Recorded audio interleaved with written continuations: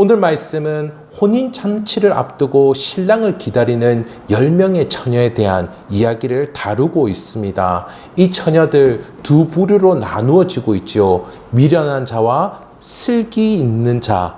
그렇게 두 부류의 모습을 통해서 천국을 기다리는 자세를 가르치고 있는 그와 같은 본문입니다. 10명 중에 슬기로운 5은 어찌하였습니까? 등불과 함께 기름을 준비하였지요. 신랑이 왔을 때 등불을 밝히기 위해서 온전히 그 잔치 가운데에 밝히기 위해서 그렇게 기름까지 준비를 했었던 겁니다. 하지만 미련한 5명의 처녀들은 어떻게 했습니까? 등은 가지고 있었지만 여분의 기름을 준비하고 있지 않았던 것이죠. 그래서 그들이 기름을 사러 간 사이에 이 혼인잔치의 문이 탁 닫혀져 버리게 되었습니다. 이로 인해서 그들은 혼인잔치에 들어가서 참여를 하지 못하는 그와 같은 불행한 일이 발생하게 된 것이죠. 그리고 마지막에 예수님께서 교훈하고 계십니다. 13절의 말씀을 다시 보도록 하겠습니다. 그런즉 깨어 있으라. 너희는 그 날과 그 때를 알지 못하느니라. 오늘 이 이야기는 마태복음 24장에서부터 나오는 마지막 때, 종말의 때에 우리가 어떤 자세, 어떤 태도를 가지고 살아가야 할 것인지 우리에게 교훈하고 있는 말씀인데요. 오늘 이 이야기 너무나 잘 아시는 말씀일 것입니다. 너무나도 많이 들어왔던 그러한 말씀일 것입니다. 그러면서 깨어 있으라라는 권면도 아마 자주 들어보셨을 것입니다. 오늘은 이 깨어 있으라라는 이 의미가 무엇인지 여러분과 함께 살펴보도록 하겠습니다. 우선 이 깨어 있으라라는 의미는 외식하지 말라라는 그런 의미를 가지고 있습니다. 외식하지 말라. 신앙의 겉모습만 꾸미는 알맹이 없는 신앙생활을 하지 말라라고 그렇게 이야기를 하는 것입니다. 겉으로는 그럴싸하게 착하게 사랑을 하는 것 같이 그렇게 하지 말라라고 하는 것이죠.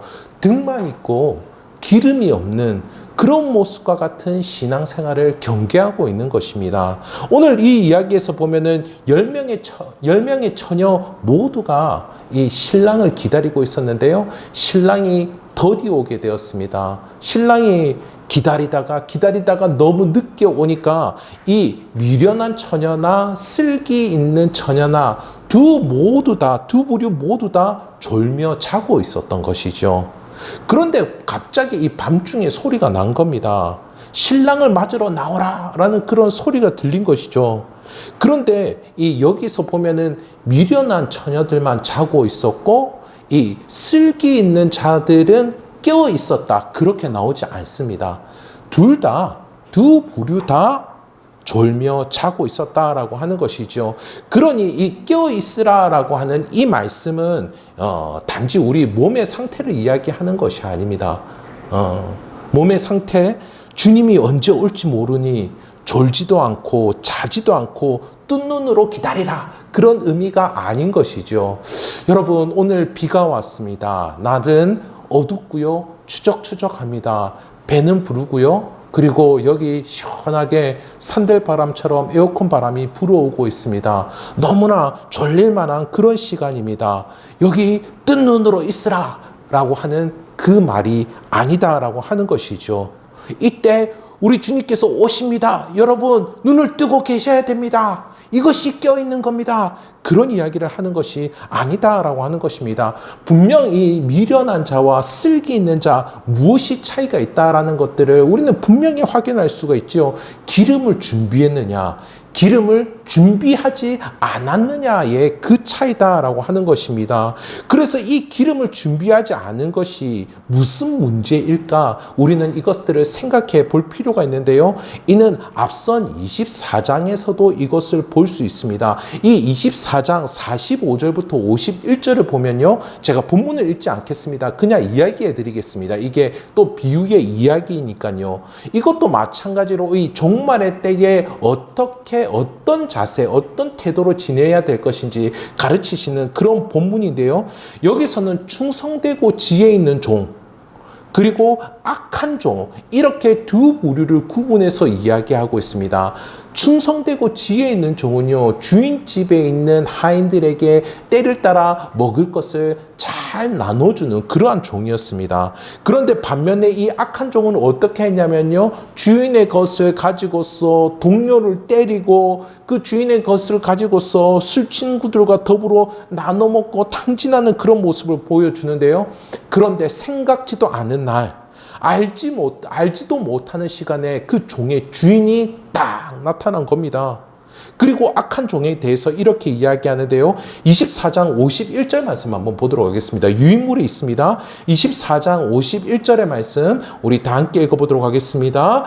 어미 때리고 외식하는 자가 받는 벌에 처하리니 거기서 슬피 울며 이를 갈리라. 아멘.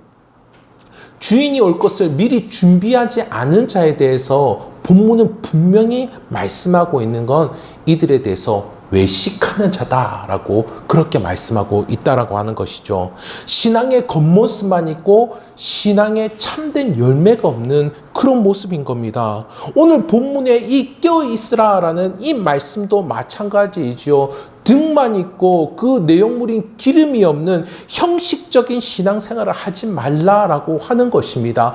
외식하는 내용 없는 신앙생활을 하지 말라라고 하는 것이죠. 남들에게 보이기 위하여서, 남들에게 인정받기 위하여서 신앙생활을 하지 말 것을 우리에게 명하고 있는 것입니다. 주님은 예고 없이 찾아옵니다. 지금 이 예배 시간 가운데도 우리 주님은 찾아오시려고 하면은 찾아오실 수 있는 분이십니다. 그러니까 형식적으로 신앙생활을 하는 사람은 탈로가 날 수밖에 없다라고 하는 것이죠. 그렇다면 여러분, 신앙의 내용도 있고 신앙의 형식도 있는 사람은 어떻게 행하겠습니까? 신앙의 내용이 있는 사람, 그 사람은 하나님을 만나고 하나님을 기뻐하고 하나님을 사랑하는 사람입니다. 그 마음을 가지고 있기에 하나님을 섬기고 하나님을 예배하는 것이죠.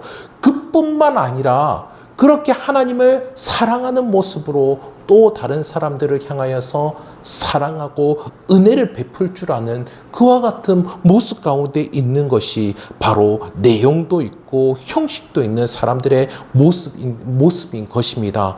이렇게 마음도 행실도 모두 온전케 되는 모습 가운데 있는 것이죠. 이것이 마지막 때에 껴 있으라 라고 우리에게 말씀하여 주시는 그 의미인 것입니다. 외식하는 것이 아니고 우리가 온전히 우리의 마음 가운데에 하나님과 우리 주님과 함께함으로 말미암아 우리의 삶 가운데에서 우리의 삶 가운데서 하나님의 뜻대로 살아가고자 하는 그 열망들이 일어나게 되는 모습이 바로 참된 신앙인 것이죠. 그리함으로 진정한 신앙의 실력을 발휘하는 모습 가운데에 우리는 있을 수가 있습니다. 또한 껴있으라라는 이 의미는 우리의 일상생활에서 준비되라라는 그 의미입니다. 우리의 일상에서 바로 우리는 준비되어야 하는 것입니다. 우리의 일상 가운데에 외식하지 아니하고 우리의 삶의 내용과 삶의 그 신앙의 형식 그 모두가 함께 있어야 된다라고 하는 것이죠. 앞서도 우리가 확인하는 것처럼 졸며 자고 있는 그 순간이 문제가 되지 않습니다. 그 순간이 문제가 되지 않지요. 주님은 아무도 알지 못하는 그때 찾아오십니다. 그러니까요, 평소에 일상의 때 준비를 하고 있어야 된다라고 하는 것이죠. 당시 등불은 이 15분이면은 등불이 다 탔다라고 합니다. 그 불을 다 밝히고 불이 꺼졌다라고 해요. 등불에 그 나무에다가 천을 감싸고 천에다가 한 번 기름을 묻히고 불을 붙이면은 그게 15분 동안 이렇게 사용을 할 수 있었다라고 합니다. 그러니까 15분 이상 동안 밝히려고 하면은 여분의 기름을 준비하고 있어야 됐던 것이죠. 그런데요, 이 미련한 자들은 어떻다라고요? 15분용. 15분용 등불만을 갖고 있었다라고 하는 것입니다. 어찌 보면은 남들 앞에서, 그리고 어찌 보면 남들 앞에서 이렇게 괜찮아 보이는 사람으로 외식하는 데 있어서는 15분이면 충분할 것 같습니다. 저만 봐도 15분이면 할 수 있을 것 같습니다. 자상한 남편으로 보일 수 있는 그 시간은 15분이면 충분하더라고요. 좋은 아빠도 15분이면 할 수 있습니다. 그리고요, 정말 괜찮은 그리스도인으로 보이는데도 15분이면 꾸밀 수가 있습니다. 이렇게 순간 착하고 순간 좋은 사람으로 보일 수 있습니다. 하지만 주님은 언제 오실지 모른다라고 하는 것이죠. 주님은 언제 오실지 모른다. 내가 주님 오시는 그 순간 15분 동안 연기해야지 이것이 통할 수가 있겠습니까? 아니면은 내가 15분마다 그렇게 계속 연기를 해야지 그렇게 삶을 살아갈 수가 있겠습니까? 본문에서 이 미련한 자, 슬기 있는 자, 이때 쓰이는 동사가 있습니다. 우리가 자주 쓰는 동사인데요. 헬라어로 에이미 이렇게 발음하는 동사인데요. 이것은 우리말로는 무엇이다 이 동사입니다. 무엇이다. 그러니까는 이것은 그들의 됨됨이를 이야기해 주는 것입니다. 다섯은 미련한 됨됨이를 가지고 있고 다섯은 슬기 있는 됨됨이를 가지고 있는 것이죠. 그런데 여기서 이 시제가 독특합니다. 이 동사의 시제가 과거 완료 시제인데요. 그러니까는 이전부터도 됨됨이가 그랬고 쭉 됨됨이가 그래 왔다라고 하는 것을 이야기하는 것입니다. 그러니까 됨됨이가 여러분 잘 바뀌겠습니까? 바뀌지 않는 것이죠. 이전에도 미련했었고 지금도 계속 미련하고 앞으로도 미련할 것이다. 이전에도 슬기 있고 지금도 슬기 있고 앞으로도 슬기 있다. 이것을 이야기해 주고 있는 것입니다. 그러니 껴있으라라고 하는 이 말씀은 우리에게 있어서 일상에서 우리의 됨됨이를 확인해 보라라고 하는 도전인 것이죠. 너의 모습이 어떠한지 확인해 보라라는 것입니다. 하나님을 사랑하는 마음도 있고 또 하나님을 섬기며 사람들을 사랑하는 행동도 있는가? 돌아보라라고 그렇게 말씀해 주는 것입니다. 우리는 이를 요한복음 15장 4절에서 볼 수 있는데요. 우리 요한복음 15장 4절 유인물을 통해서 함께 또 읽어보도록 하겠습니다. 내 안에 거하라 나도 너희 안에 거하리라. 가지가 포도나무에 붙어 있지 아니하면 스스로 열매를 맺을 수 없음같이 너희도 내 안에 있지 아니하면 그리하리라. 아멘. 그리스도인은 어떤 사람인지요? 그리스도인은 그리스도께서 함께 하시는 사람입니다. 그리스도인은 그리스도께서 우리 안에 거하시고 우리가 그리스도 안에 거하는 것, 이 상태 가운데 있는 사람이 바로 그리스도인인 것이죠. 그러니까는 그리스도인은요, 그리스도와 사람이 나 자신, 이게 구분이 안 되는 사람들입니다. 그리스도인은 이게 섞여져 있는, 그리스도와 하나가 되어 있는 그런 사람들입니다. 그래서 저는 그리스도인들을 만날 때에 저 사람이 지금 생각하고 저 사람이 지금 마음을 먹고 저 사람이 행하는 것이 그리스도와 너무 닮았다라고 하는 것들을 느낄 때마다 굉장히 이게 소스라치게 놀랄 때가 많습니다. 그런데 또 한편으로는요, 또 지극히 인간적이구나 이런 모습을 느낄 때도 너무나 많습니다. 그런데요, 그 사람에게 있어서 그것들을 다 나눌 수가 없는 것이죠. 그리스도와 완전히 섞여서 하나가 된 그런 사람이기 때문입니다.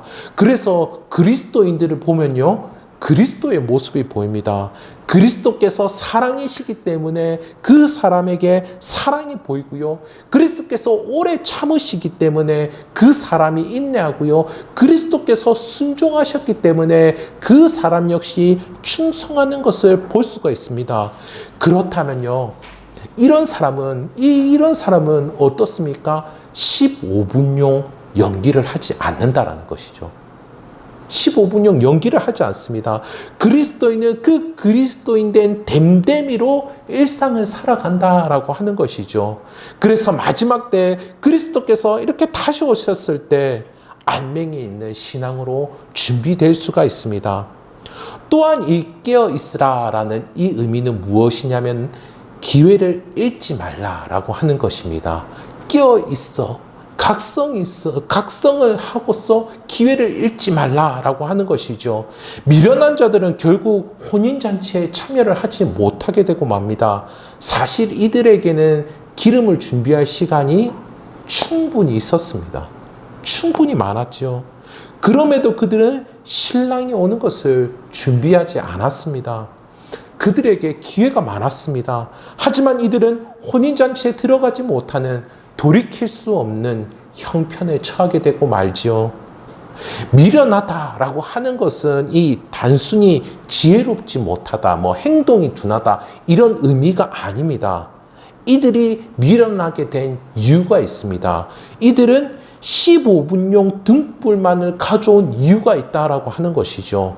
이들이 외식하는 겉모습만 그리스도인인 것처럼 행동하는 그 이유가 있다라고 하는 것입니다. 왜냐하면요, 미련한 사람들은 중요한 것이 무엇인지 모르는 사람들입니다.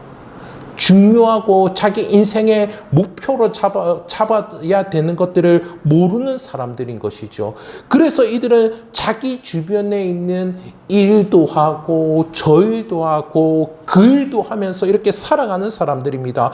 그렇게 하면서 그 어떤 일에도 충분히 준비가 되지 않는 것이죠.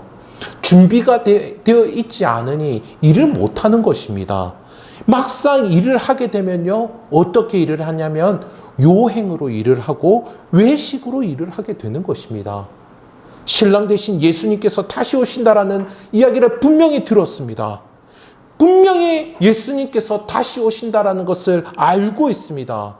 그러나 일상생활에서 이들의 마음을 지배하는 것은 신랑 대신 예수님이 아니다라고 하는 것이죠.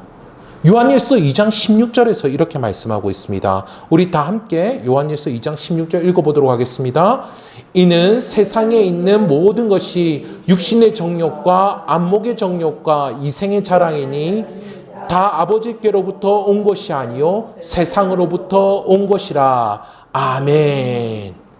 예수님께서 오신다라는 것을 알면서도 세상으로부터 온 것에 마음의 지배를 받고 있기 때문인 것이죠.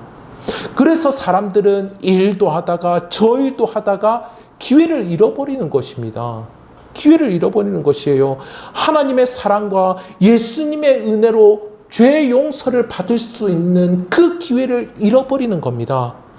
교회로 사람들과 함께하며 깎이고 다듬어질 수 있는 그 기회를 잃어버리는 것이죠. 함께 동력하며 함께 예배하며 함께 하나님을 섬길 수 있는 그 기회를 잃어버리는 것입니다.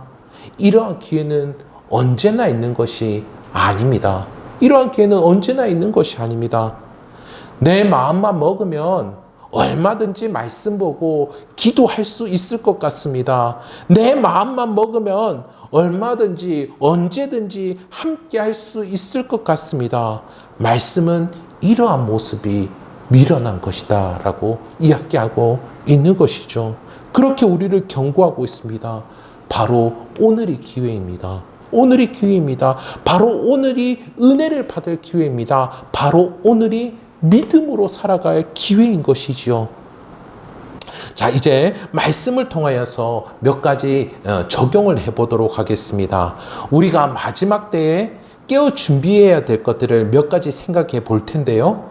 성경은 이게 전체적으로 몇 가지 이게 모티브가 있습니다. 하나님을 아버지라고 우리를 자녀라 하는 그런 모티브가 있죠. 또한 성경에서 전체적으로 흐르고 있는 모티브는 또 왕과 백성과의 관계로 그렇게 이야기하고 있고요. 또 목자 되신 분과 양으로서 그렇게 모티브로 이야기하고 있는 것들을 볼 수 있는데요. 우리가 이 본문을 통해서 볼 수 있는 모티브는 예수님께 대해서는 우리의 신랑이 되시는 분이시다 라고 하는 것이고요. 또한 우리는 교회를 이루는 신부로서 그렇게 표현하고 있음을 우리는 성경을 전체적인 이 모티브를 통해서 확인해 볼 수가 있습니다. 그래서 요한계시록 19장 9절 한번 보도록 하겠습니다. 요한계시록 19장 9절 말씀 다 함께 읽어보도록 하겠습니다. 천사가 내게 말하기를 기록하라. 어린 양의 혼인잔치에 청함을 받은 자들은 복이 있도다. 아멘.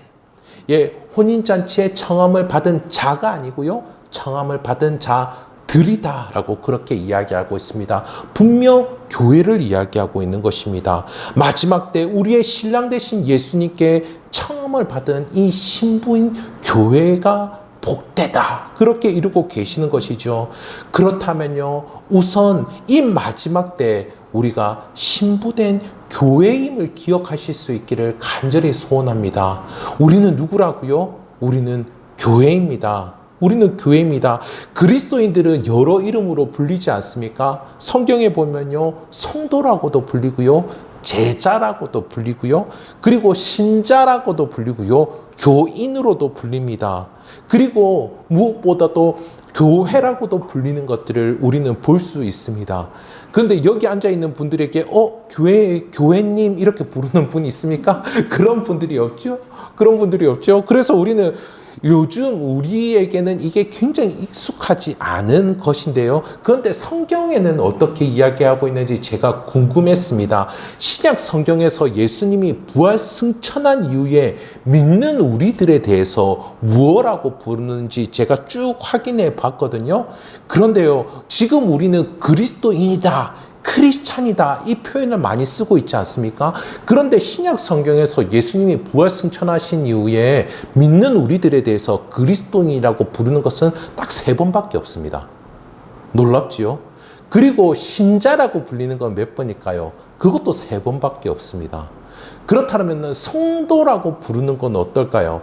저는 성도라고 부르는 걸 너무 좋아하는데요. 천주교에서는 세인트, 성인이다라고 이야기하죠. 우리가 그 성인입니다. 우리가 그 성인이거든요. 그 성인이라고 우리를 몇 번 부를까요? 60번 부릅니다. 60번. 제자라고 몇 번 부르냐면요, 예수님이 부활 승천하신 이후에 제자라고 부르는 그 말은 37번밖에 나오지 않습니다. 그렇다면 우리에 대해서 교회라고 부르는 것은 몇 번 나올까요? 제가 이렇게 일일이 찾아보지 않고 프로그램을 통해서 확인해 봤는데 113번이나 나옵니다. 113번이나 나온다라고 하는 것이죠. 그렇다면 우리가 성경에 익숙해서 성경대로 우리를 이야기하자면 우리는 늘 우리 자신에 대해서 교회다라고 이야기할 수 있어야 할 것입니다. 이 세상에서 신앙을 가지고서 살아가는 데 있어서 우리에게서 가장 보편적이고 가장 중요한 우리의 정체성은 무엇이냐면 바로 교회다라고 하는 것이죠. 우리 자신을 교회라고 인식합니다. 그래서 신학자들은 이것을 교회아 의식이다 이렇게 표현합니다. 뭐 어려운 것 같은데요. 사실은 이 아자가 한자로 나아자입니다. 나아. 그러니까 교회가 나라는 것이죠. 교회가 나다, 교회야 의식 이렇게 표현하는데요. 앞서 그리스도인은 어떤 사람이라고 말씀드렸습니까? 그리스도와 하나 된 됨됨이를 가진 이들이 바로 그리스도인이라 말씀드렸습니다. 그렇다면 교회는 무엇이겠습니까? 교회는 이렇게 그리스도와 하나가 된 됨됨이를 이룬 사람들을 이야기할 때 교회라고 하는 것이죠. 그것이 교회입니다. 많은 이들은 교회를 그 교회의 핵심이 되는 몇몇 사람들에 대해서 교회라고 이야기하는 것들을 간혹 들을 수가 있는데요. 이렇게 말을 합니다. 교회에서 알아서 하시겠지. 이렇게 이야기하는 것들을 듣게 됩니다. 이렇게 이야기하면요, 더 이상 자신은 교회가 아니게 되는 것이죠. 교회를 행사하는 어떤 기관이나 봉사하는 단체로 축소를 시켜버리는 것입니다. 하나님이 말씀하는 교회는 그거는 교회가 아닙니다. 그건 교회가 아닙니다.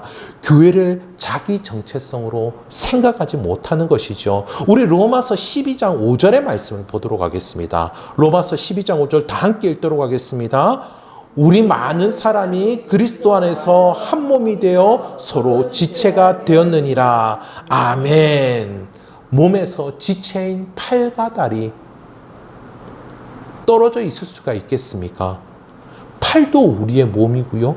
다리도 우리의 몸인 겁니다. 몸통이 우리의 몸이 아니고요. 팔도 우리의 몸이고요. 다리도 우리의 몸인 것입니다.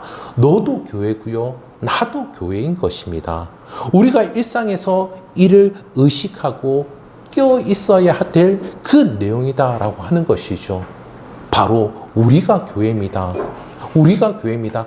다 같이 한번 해볼까요? 우리가 교회입니다. 우리가 교회입니다. 아멘. 아멘. 그리고 마지막 때 신부된 교회로서 준비되고 단장될 수 있기를 소원합니다.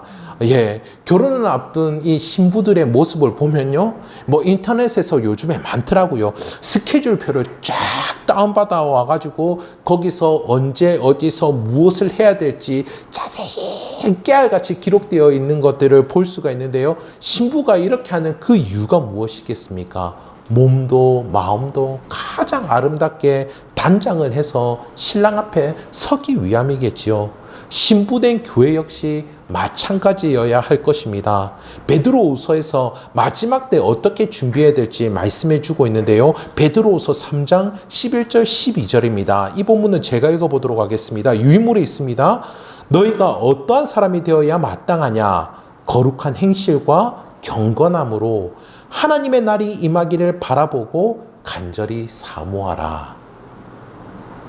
하나님의 날이 임하기를 바라보고 간절히 사모하는 그 삶의 자세는 거룩한 행실과 경건함이다. 우리에게 말씀해 주고 있습니다.